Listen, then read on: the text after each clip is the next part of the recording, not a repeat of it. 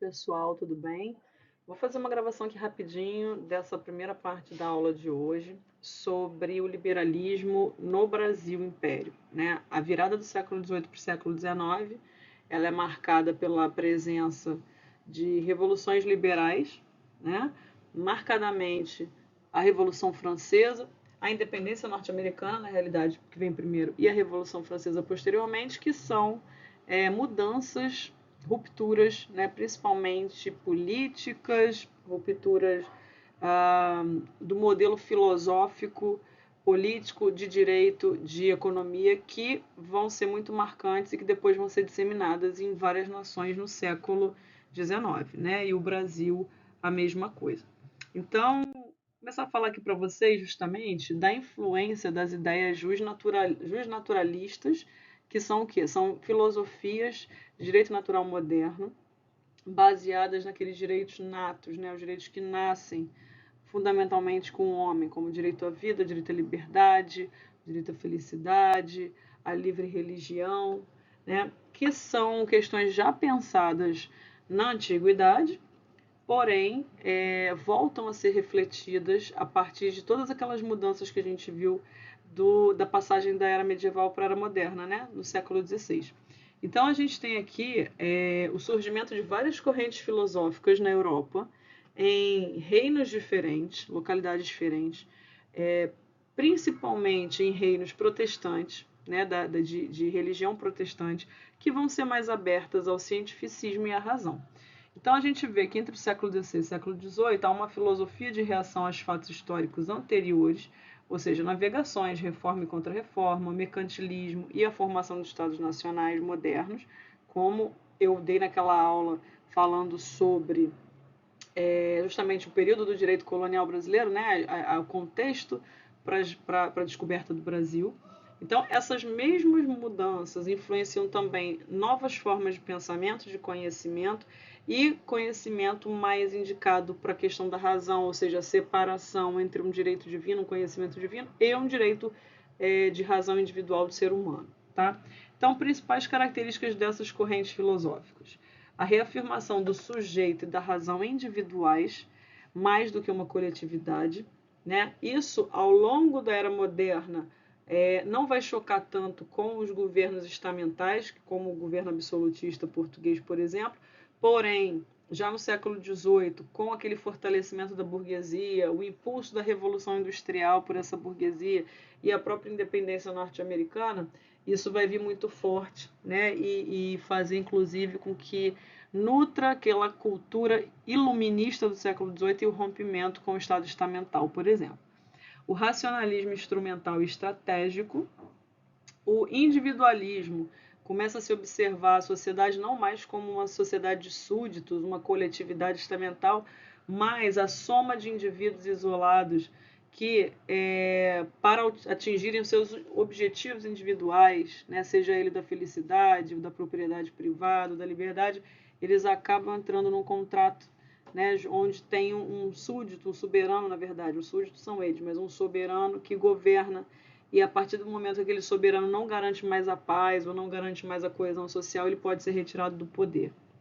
É um direito, portanto, agora pensado a partir do contratualismo, do direito civil, né? Uma mentalidade que depois impulsiona, como eu falei, essas grandes revoluções do século XVIII, justamente por pensarem que esses governantes não estão cumprindo com o seu papel. Então haveria ali um rompimento desse Estado contratualista.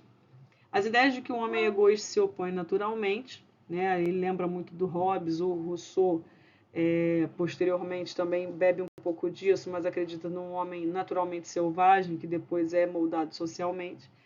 E o dever do soberano, que sempre vai ser a manutenção da paz. Algumas correntes, por exemplo, estão desse direito natural moderno, né, revisitado na era moderna, chamado também naturalista. Francisco de Vitória, que era um padre jesuíta espanhol, em Salamanca, na Universidade de Salamanca, ele começa a fazer pensamento sobre a crítica ao tratamento dado aos índios, principalmente a questão da obrigação da aculturação, do não respeito, né, à religião indígena, etc. Então, questões de alteridade, de respeito ao outro, foram pensadas aí pelo Vitória.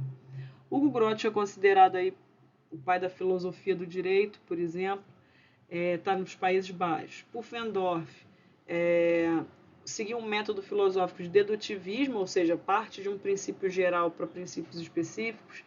Acreditava que o indivíduo era egoísta, porém sociável ao mesmo tempo. Leibniz, Althusius, Tomásios são mais ou menos ali são do mesmo período e são sempre cientistas, matemáticos, filósofos, pessoas do direito.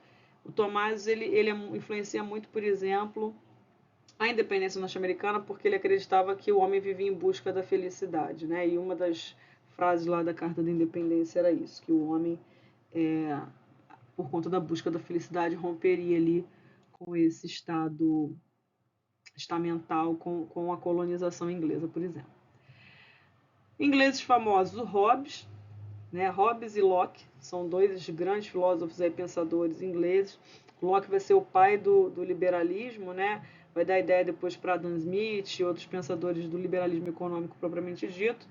O Hobbes ele faz essa reflexão então sobre a natureza humana, começa a bolar essa questão de um direito em uma sociedade contratualista, mas não é uma sociedade democrática ainda. Isso vai ser pensado depois para as correntes finais já no iluminismo, como Montesquieu. O direito natural é que se exige para a manutenção do pacto social. E o Locke pensava nas questões de liberdade de pensamento religiosa, ou seja, já a gênese para um Estado laico no século XIX, falava das questões de respeito, acreditava que a intolerância era algo que deveria ser abolido, então não se podia tolerar os intolerantes, pensava num estado de natureza, de tolerância, de Estado laico, de propriedade privada e de liberdade. Eu não vou conseguir ler aqui porque para mim está bem pequenininho, mas esse slide está sendo passado para vocês. Aqui é um trecho da Carta de Independência Americana.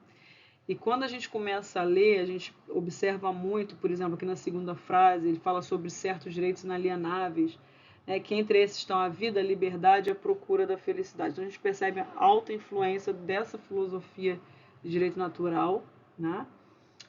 Que quando os governos não conseguem garantir isso, ou seja, dentro de um contrato social, esse líder governamental não consegue garantir esses direitos inalienáveis, há a possibilidade de rompimento desse contrato. Então, a independência norte-americana ela seria isso.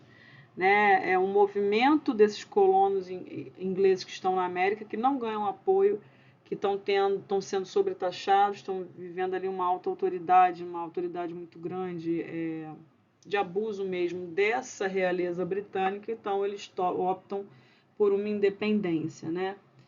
O texto fala aqui, depois vocês conseguirão ler aí melhorzinho.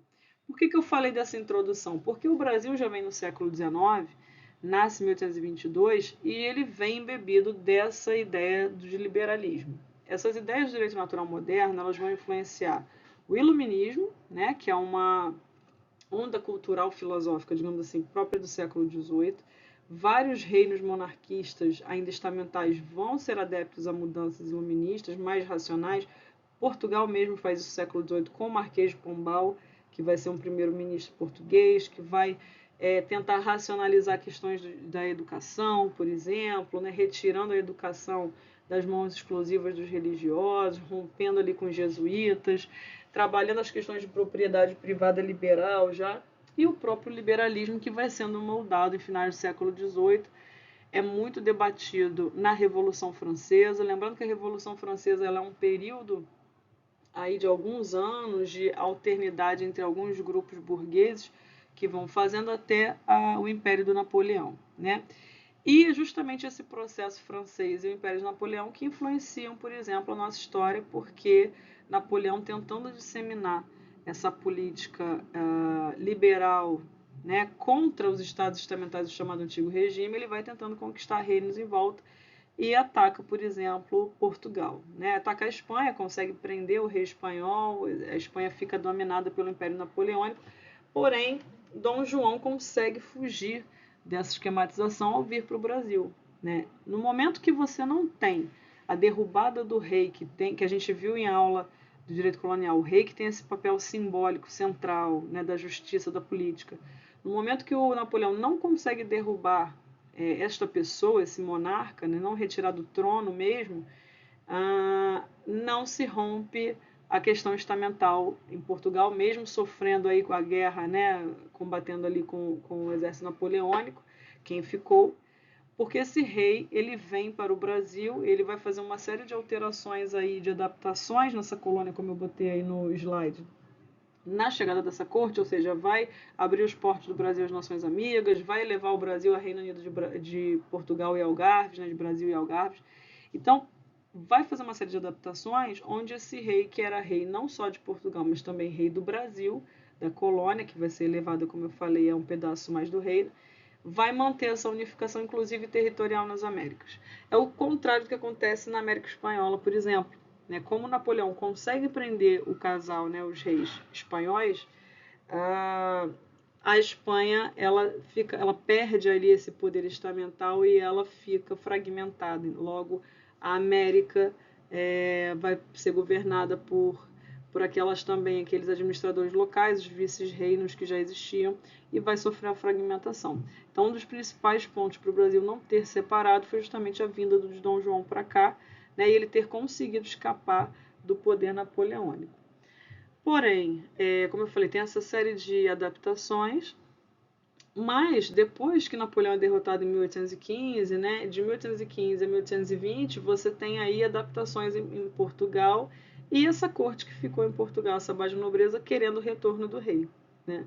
E é nesse contexto que a gente tem a Revolução do Porto. Era uma ameaça a uma real independência contra Dom João. Há algumas medidas anteriores, né, a isso, como a criação de uma Câmara de Deputados unificada com deputados do Brasil, já que era o Reino Unido, com deputados portugueses. Mas a Revolução do Porto ela é uma grande pressão para a volta do monarca a Portugal. Nesse contexto, fica a incógnita, né? A nobreza que aqui já estava enraizada desde 1808, diga-se de passagem, até aquela nobreza que já estava aqui antes, fazendo a colonização, ao ver o Brasil ser elevado a Reino Unido de Portugal e Brasil, não desejava o retorno à esfera de colônia. Né? O Brasil colonial ele tinha conseguido uma série de medidas políticas legislativas que davam mais poder a ele, não desejava em si a volta para um status de colônia, e sim a manutenção aí como reino junto à metrópole. Portanto, há ali então uma pressão para a independência. A independência ela foi articulada, né? Havia também vários interesses no Brasil, mas chega-se à conclusão de se fazer um Brasil liberal, essa independência é articulada, né, com Pedro I, e proclama-se independência. Então o Brasil ele nasce liberal, a gente vai ver, porém não é uma revolução burguesa, não é uma revolução tal qual a americana ou a Revolução Francesa. Ela é realmente um rompimento. O liberalismo no Brasil vai simbolizar um rompimento com a relação colônia e metrópole. Tá?